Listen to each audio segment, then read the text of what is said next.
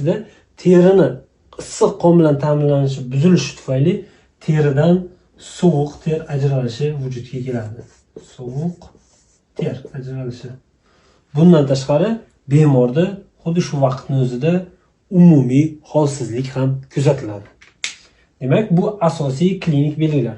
Siz bemorni ko'rganingizda ko'krak qafasida og'riq va nafas qisishi yoki u bilan birga yoki undan tashqari sovuq ter bosishi va umumiy holsizlik kuzatilsa, siz birinchi o'rinda bemorda o'tkir koronar sindrom bor yoki yo'qligini hisobga olishingiz kerak. Xo'p, klinik belgilarga to'xtalib o'tdik. Endi uni diagnostikasida asosiy ahamiyatga ega bo'lgan narsalarga to'xtalib o'tamiz. Xo'p, demak, diagnostikasida klinik belgilar bilan bir vaqtda eng muhim qo'llaniladigan narsa bu elektrokardiografiya tekshiruvi, ya'ni EKG tekshiruvi hisoblanadi.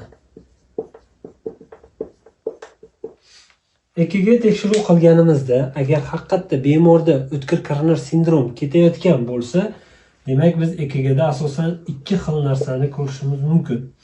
Bular birinchisi ST segment. ST segment elevatsiyasi.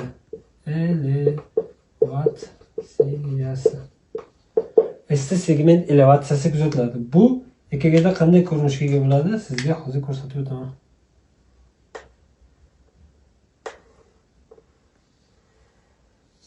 Mana bunday ko'rinishga ega bo'ladi. Bu P tishcha, bu R tishcha, mana bu ST segment. ST segment elevatsiyasi, ya'ni ST segmentning izoliniyadan ko'tarilishi kuzatiladi.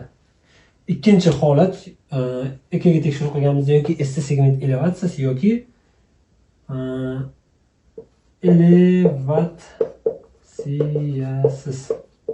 elevatsiyasiz ko'rinishda bo'lishi mumkin. Bunda manfiy T tishcha,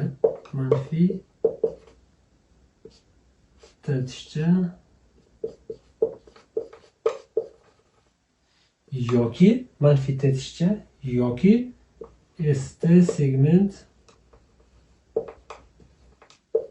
depressiyasini ko'rishimiz mumkin. Depressiya. ST segment depressiyasi qanday bo'ladi?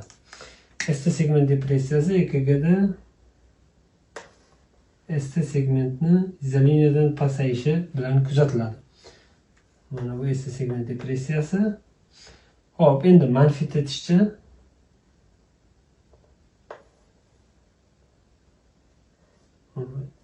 manfiy T tishcha ko'rinishida bo'ladi.